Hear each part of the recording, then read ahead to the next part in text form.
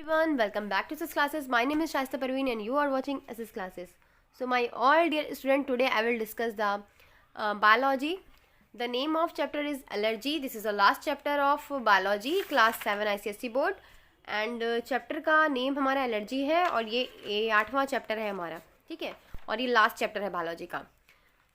तो चलिए हम लोग देखते हैं कि हम लोगों ने इसमें क्या क्या पढ़ा था. हम लोगों ने एलर्जी के बारे में डिस्कस कर लिया था, टाइप ऑफ एलर्जी को देखा था, सीजनल एलर्जी होती है, पेरेनियल एलर्जी होती है और कॉजेटिव एजेंट के बेसिस पे कौन कौन सी एलर्जी जो है होती हैं वो भी हम लोगों ने देखी थी, जैसे respiratory allergies, food allergies, skin allergies and other type की एलर्जीज़.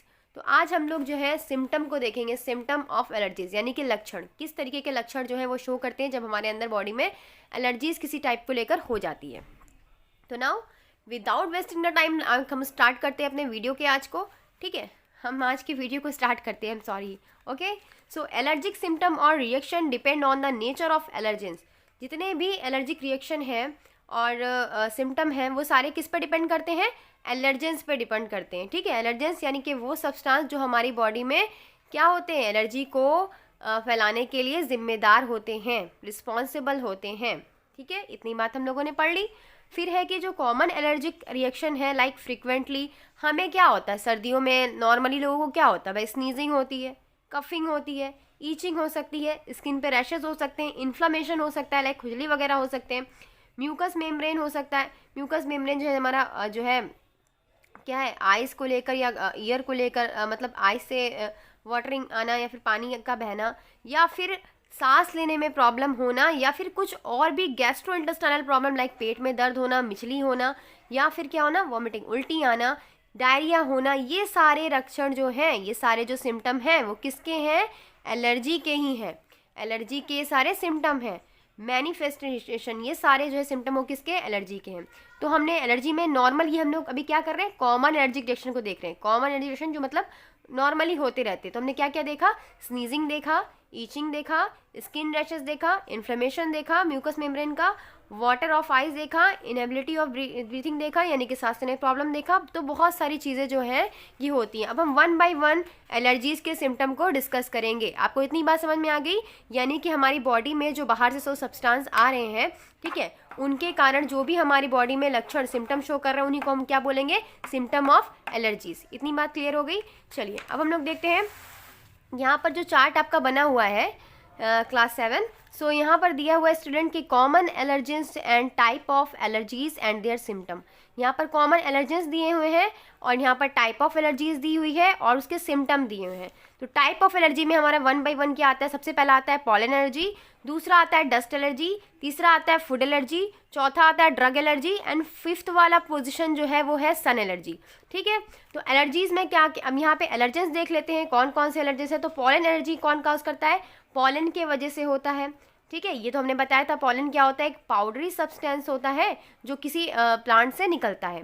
स्पोर से हो गया और कोई और बॉर्न, एयर बॉर्न पार्टिकल्स जैसे कि धूल, गर्दा वगैरह, ये सारी भी जो होती हैं वो एलर्जेंस कॉज करती हैं. सिम्टम क्या है? ऐसी कंडीशन होगी या पॉलन एलर्जी होगी तो हमें हमारे बॉडी में क्या सिम्टम दिखाई देंगे, क्या लक्षण दिखाई देंगे? पहला स्नीजिंग दिखाई देगी यानी छींकें आना स्टार्ट हो जाएंगी, अचानक से कफिंग स्टार्ट हो जाएगी, नोज से पानी बहना, नाक से पानी जो है रनी नोज यानी कि नाक से पानी बहना स्टार्ट हो जाएगा.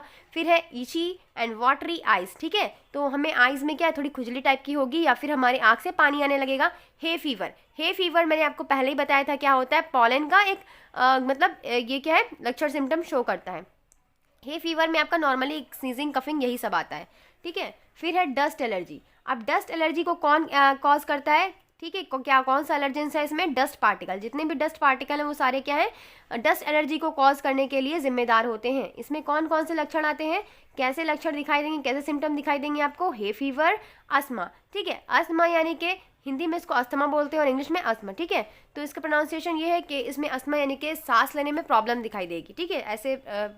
ऐसे पर्सन को जिसके अंदर डस्ट पार्टिकल को लेकर एलर्जी है तो उसके सांस लेने में प्रॉब्लम अचानक से दिखाई देने लगी. फिर है तीसरा पॉइंट हमारा फूड एलर्जी.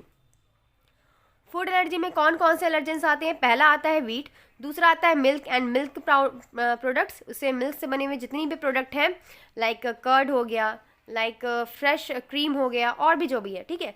सी फूड हो गए, फिश हो गए, शेल फिश हो गई, नट्स हो गए। शेल फिश के बारे में बताया था जिसके ऊपर क्या शेल प्रेजेंट हो, लाइक पाइला वगैरह, ठीक है। तो नट्स हो गए, ये सारी चीज़ों को अगर किसी भी फूड पार्टिकल्स को लेकर किसी पर्सन को एलर्जी है तो फिर क्या होता है, उसके स्टमक अपसेट हो जाएगा, वॉमिटिंग, यानी कि पेट में दर्द होने लगेगा, वॉमिटिंग जैसा उसको फील होने लगेगा। वॉमिटिंग हो सकता है, एनाफ्लेक्सिस होता है ड्यूरिंग सीवियर कंडीशन, अगर सीवियर कंडीशन होगी तो बहुत ज़्यादा पेट दर्द होने लगेगा। वॉमिटिंग, रैशेज ऑन स्किन, और स्किन पे उसके क्या होते हैं, अजीब से रैशेज दिखाई देने लगेंगे, ठीक है। फिर है हमारा चौथा वाला टाइप ऑफ एलर्जी जिसका नाम है ड्रग एलर्जी। ड्रग एलर्जी यानी कुछ लोगों को दवाइयों से लेकर एलर्जी होती है, कुछ ने कुछ दवाई खा ली तो उससे क्या होता है, उनकी बॉडी में साइड इफेक्ट दिखाने लगते हैं, यानी कोई ना कोई ऐसे लक्षण दिखाई देने लगेंगे जिससे ये शो करेगा कि उस बॉडी के उस पर्सन के अंदर उस चीज़ को लेकर क्या है, एलर्जी है। तो सबसे पहला यहाँ पर है ड्रग एलर्जी। ड्रग एलर्जी में कौन कौन से एलर्जेंस कॉज करते हैं, पेनिसिलिन हो गया, एंड दूसरी टाइप की एंटीबायोटिक्स जो है वो अगर हम लोग खा लेते हैं या ले लेते हैं, या फिर ऐसा कोई पर्सन जिसको एंटीबायोटिक्स से या पेनिसिलिन से क्या है एलर्जी है, तो उसको क्या डॉक्टर सलाह देते हैं कि आप रिकमेंड करते हैं कि नहीं, आप नहीं करिए, इसको नहीं खाइए, ठीक है, क्योंकि उसमें लक्षण दिखाई देने, नौसिया, फिर या डायरिया या फिर अर्टिकेरिया, ये सारे प्रॉब्लम उसको शो करने लगते हैं उसकी बॉडी में। लाइक फिर है हमारा लास्ट सन एलर्जी। सन एलर्जी बहुत सारे लोगों को बाहर निकलने से, सन की रोशनी में रहने से ज़्यादा देर तक बहुत प्रॉब्लम क्रिएट होती है, ठीक है। तो मैंने आपको इसके बारे में बताया भी था। अल्ट्रा वायलेट रेज जो है वो डायरेक्ट स्किन पर क्या करती हैं, अटैक करती हैं, जिसकी वजह से स्किन एलर्जी हो सकती है। स्किन एलर्जी में क्या हो सकता है, खुजली हो सकती है, इचिंग हो सकती है, रैशेज हो सकते हैं, बहुत सारे प्रॉब्लम स्किन से रिलेटेड हो सकते हैं। अब हम लोग बात करते हैं कॉमन एलर्जिक रिएक्शन के, ठीक है। कॉमन एलर्जिक रिएक्शन क्या होते हैं, तो देखिए बेटा, एलर्जी जो है वो क्या है, एलर्जी क्या शो कर रहा है कि एलर्जी कोई ना कोई इम्प्रॉपर इम्यून सिस्टम, हमारा कहीं ना कहीं हमारा इम्यून सिस्टम जो है वो सही से वर्क नहीं कर पा रहा है, इसीलिए हमारी बॉडी में जो है कोई ना कोई सिम्टम एलर्जी का शो कर रहा है। हमारी बॉडी जो है वो ठीक, हमारी बॉडी में जो इम्यून सिस्टम है वो ठीक से काम नहीं कर पा रहा है, इस वजह से हमारी बॉडी में क्या हो रहा है कि कोई ना कोई डिजीज़ आ जा रहा है, कोई रोग आ जा रहा है जिसके प्रति हम लोग क्या है, एलर्जिक हो जा रहे हैं। So allergy is a result from improper immune system in normal person. Normal person में जो टी सेल होती हैं वो पहचानती हैं किसको, एंटीजन को या फिर एलर्जेन को, जो कि क्या होते हैं, हार्मलेस होते हैं एंड प्रिवेंट करती हैं उनको बी सेल से from responding to it, and B cell जो होती हैं वो रिस्पॉन्डिंग करती हैं फ्रॉम दिस, ठीक है। और जो एलर्जिक पर्सन है उसमें फर्स्ट ये एक्सपोजर का काम करती है to an allergens does not cause allergy but body develops a primary immune response and B cells start producing IgE antibodies and histamine. This process called as sensitization. हमारी body में अगर कोई जो है, अगर मान लिया कि कोई ऐसा पर्सन है, कोई मान लिया कोई भी पर्सन है, उसके अंदर क्या हुआ, उसके अंदर जो है कोई भी बाहरी सब्सटेंस जो है वो अटैक कर दिया है ना, जो भी जिससे चीज़ को लेकर उसको एलर्जी थी वो उसकी बॉडी में जो है अटैक कर दिया, तो फिर क्या होता है कि वो बॉडी जो है वो एक्सपोज कर रही है एलर्जन से। अब वहाँ पे क्या हो रहा है कि वो बॉडी जो है वो उस एंटीजन के साथ मिलकर के एक क्या बना लेगी, एक एंटीबॉडी बना लेगी, क्योंकि भाई हमारे शरीर में क्या होता है, जब एंटीजन एंटीबॉडी आपस में रिएक्शन करते हैं तभी तो हम बीमार पड़ते हैं, तभी तो हमारे शरीर, उस समय हमारा शरीर क्या होता है, लड़ रहा होता है, ठीक है, लड़ रहा होता है, किसके अगेंस्ट लड़ रहा होता है, उस बाहर से आए पैथोजन के अगेंस्ट, उस बाहर से आए एलर्जेंस के अगेंस्ट, ठीक है। इतनी बात क्लियर हुई आपको। फिर है हमारा जो बीटा सेल है वो क्या है, IgE एंटीबॉडीज़ का फॉर्मेशन करेंगी और हिस्टामिन बना लेंगी। इस प्रोसेस को हम लोग सेंसिटाइजेशन कहेंगे, यानी कि उस समय हमारा जो बॉडी है वो काफ़ी ज़्यादा सेंसिटिव हो जाएगी, काफ़ी ज़्यादा मतलब उसमें लक्षण दिखाई देंगे, सिम्टम दिखाई देंगे। और next exposure same antigen, sensitise patient product hyper sensitive reaction by antigen antibody reaction and release of histamine. तो जब वो, अगर वो रिएक्शन एक बार फिनिश हो गया, वो चीज़ उसके एलर्जेंस उसकी बॉडी में मतलब एक बार धीरे धीरे करके ख़त्म हो गई, तो अगर दोबारा वो एक्सपोज हुई, सेम एलर्जन उसमें फिर से आ गया, तो उस समय उसका जो सेंसिटाइजेस पावर होगा ना वो काफ़ी ज़्यादा हाइपर सेंसिटिव हो जाएगा, रिएक्शन कॉज करेगा, यानी कि बहुत ज़्यादा। तो एंटीजन एंटीबॉडी रिएक्शन होगा एंड फिर वहाँ से हिस्टामिन का रिलीज़ होगा। हिस्टामिन जो है वो IgE एंटीबॉडीज़ के साथ प्रोड्यूस होगा और एलर्जिक रिस्पॉन्स शो करेगा। कुछ कॉमन एलर्जिक रिस्पॉन्स जो है वो एक्सप्रेशन के साथ होते हैं, जैसे हे फीवर हो गया हमारा, जैसे एलर्जिक अस्थमा हो गया यानी एनाफ्लेक्सिस हो गया, या फिर एनाफिलेटिक अटैक हो गया, या फिर शॉक हो गया। तो हे फीवर की बात करें तो हे फीवर जो है कॉमन फीचर्स है एलर्जिक रिएक्शन का, जैसे जिसमें क्या होता है, swollen the reddened and watery eyes, running nose, sneezing, coughing and headache, ठीक है। तो इसमें मैंने बताया नॉर्मली सर दर्द होगा, स्नीजिंग होगी, कफिंग होगी, चेहरा जो है वो थोड़ा सूजा हुआ हो जाता है। तो ये सारे जो सिम्टम है वो किसके हैं, हे फीवर के हैं। फिर है एलर्जिक अस्थमा।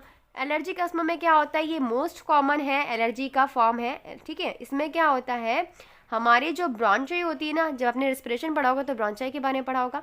ब्रॉन्चाई जो हमारी होती है वो नैरो हो जाती है, बहुत ज़्यादा पतली हो जाती है। जो ब्रैंकोप्लाज्म जो है उसे पतला होने की वजह से उसमें स्नीजिंग हो जाती है, स्नीजिंग होती है एंड सांस लेने में प्रॉब्लम होने लगती है। This cause wheezing and breathness. जो ऐसा व्यक्ति होता है, ऐसा पर्सन होता है, उसको सांस लेने में बहुत प्रॉब्लम होती है, ठीक है, सांस तेज से नहीं ले पाता वो, उसकी सांस हम कह सकते हैं फूलने लगती है। फिर है एलर्जिक अस्थमा तो हो गया हमारा। अब हमारा है एनाफ्लेक्सिस और एनाफाइलेटिक अटैक। ये क्या होता है भाई, it is a sudden and most dangerous. ये अचानक से होने वाला और काफ़ी ज़्यादा डेंजरस होता है एलर्जिक रिएक्शन। इसमें क्या होता है, discharge of large quantities of histamine. इसमें ज़्यादा मात्रा में हिस्टामिन जो है वो रिलीज़ होने लगता है बॉडी से, एंड जो मास्टर सेल होती हैं वो प्रोड्यूस करती है। इस कंडीशन को हम लोग बोलते हैं एनाफिलेटिक शॉक। मास्टर सेल जो होती हैं वो क्या होती है, ज़्यादा से ज़्यादा हिस्टामिन को प्रोड्यूस करने लगती हैं, रिलीज़ करने लगती हैं विद इन फ्यू मिनट्स कुछ। और फिर क्या होता है, एनाफिलेटिक शॉक आता है, कुछ ही मिनट्स में रैशेस जो है उसकी पूरी बॉडी पे, पूरी स्किन पे दिखाई देने लगते हैं। उसका जो चेहरा होता है वो फूल जाता है, उसकी आइज़ जो होती है वो पफ़ी हो जाती है, फूल जाती है ना। लिप्स जो होती है इसको सेल हो जाती है, वो भी फूल जाती हैं। थ्रोट फिल, ठीक है, thick and swelling tissues around the mouth and tongue. उसके हर जो है पार्ट में बॉडी के, उसके माउथ में, उसके टंग में क्या स्वलन दिखाई देती है अजीब सी। तो ये सारे डिलाइशन जो हैं वो सारे किसके हैं, एनाफ्लेटिक अटैक के या फिर शॉक के। लो ब्लड प्रेशर हो जाएगा, शॉर्टनेस ऑफ ब्रीथ, सांस लेने में प्रॉब्लम हो जाएगी, और ज़्यादा सीवियर कंडीशन होने पर उस पर्सन की डेथ भी हो सकती है। तो ये बहुत ही ज़्यादा डेंजर है, एनाफ्लेक्सिस और एनाफ्लेटिक अटैक। फिर है हमारा प्रिकॉशन टू अवॉइड। अभी हमने देख लिया कॉमन एलर्जिक रिएक्शन क्या होते हैं।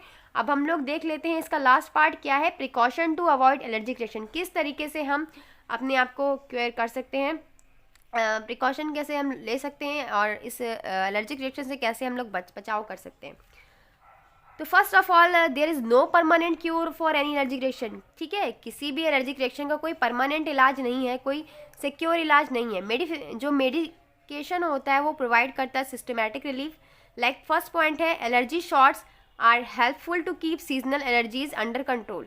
जो एलर्जी शॉट्स होते हैं वो हेल्पफुल होते हैं, ठीक है। एलर्जी शॉट्स हो गए वो हेल्पफुल होते हैं किसमें, keep seasonal allergy is under control. अपने अंदर हमें पता चल गया कि हमारे अंदर ये एलर्जी है, तो हमें क्या करना है, उस चीज़ से बचाव करना है। हम धूल में नहीं जाएंगे, हम इतना यही नहीं करेंगे, ठीक है। तो हमें उससे बचाव करना ही उसका क्या है, प्रिकॉशन हो जाएगा। फिर है allergic person should know cause of allergy and prevent to be expose to allergen. जो भी एलर्जिक पर्सन है, ठीक है, उसमें क्या होगा, उसमें जो एलर्जी कॉज हो रही है वो अपने आप को एक्सपोज कर रहा है उसके अगेंस्ट क्या है, एलर्जन के। फिर है consultation with doctor specialise to treat allergies is also necessary, remain protected, ठीक है। हमें डॉक्टर की सलाह लेनी चाहिए, डॉक्टर से एक बार स्पेशलाइज्ड मतलब पूछना चाहिए कि क्या हम कर सकते हैं, हमें ये चीज़ की प्रॉब्लम है। और जब तक पहली बात आपको पता नहीं चलेगी कि आपको किस चीज़ को लेकर एलर्जी है, आप लोग कुछ भी नहीं कर पाओगे, ठीक है। तो पहले तो अपने आप को चेक कराना चाहिए कि हमें किस चीज़ को लेकर एलर्जीज है। ये सारे प्रिकॉशन को हम लोग लेकर के अवॉइड कर सकते हैं एलर्जिक रिएक्शन को। लास्ट पार्ट है हमारा डायग्नोसिस, यानी कि हम लोग कैसे पता लगाएंगे कि हमारे अंदर इस चीज़ को लेकर एलर्जी है। तो चलिए देखते हैं। तो देखिए बेटा, एलर्जीज जो होती है वो मेजर कॉज है इलनेस ऑफ ओवर वर्ल्ड, ठीक है। एलर्जीज जो है वो मेजर कॉज है illness of all over the world. जो इसका टेस्ट है उसकी बहुत ज़्यादा ज़रूरत है आइडेंटिफाई करने के लिए कि हमारे बॉडी के अंदर कौन सी एंटीबॉडी का फॉर्मेशन हो रहा है, कौन सा एलर्जेंस हमारे ऊपर अटैक कर रहा है, किस चीज़ से हमें एलर्जी है, ठीक है, किस सब्सटेंस को लेकर हमें एलर्जी है, कौन सा पैथोजन हमारे अंदर आ गया है। तो ये सारा कैसे करेंगे, तो ये 2 टेस्ट पे निर्भर करता है। पहला होता है स्किन प्रिक टेस्ट, और दूसरा होता है blood test. Skin prick test को हम लोग बोलते हैं prick testing, this is also called prick testing और पंक्चर टेस्टिंग, ठीक है। तो इसमें होता क्या है कि जो स्मॉल अमाउंट में सस्पेंडेड एलर्जेंस को हमारी बॉडी में एक्सट्रैक्ट किया जाता है इंजेक्शन के थ्रू। पेशेंट की स्पिन पे क्या होते हैं, सिरिंज के जरिए छोटे छोटे बनाए जाते हैं, उनको मार्क किया जाता है पेन से, या फिर उसको नंबर डाल दिए जाते हैं वहाँ पर। और फिर क्या किया जाता है, वो नंबर जो ऑफ एलर्जिन, जिस चीज़ से उसको एलर्जी हो सकती है वो चीज़ जो है उसके ऊपर क्या होती है कि उसको इंजेक्शन के सिरिंज के थ्रू उसमें पिक की जाती है।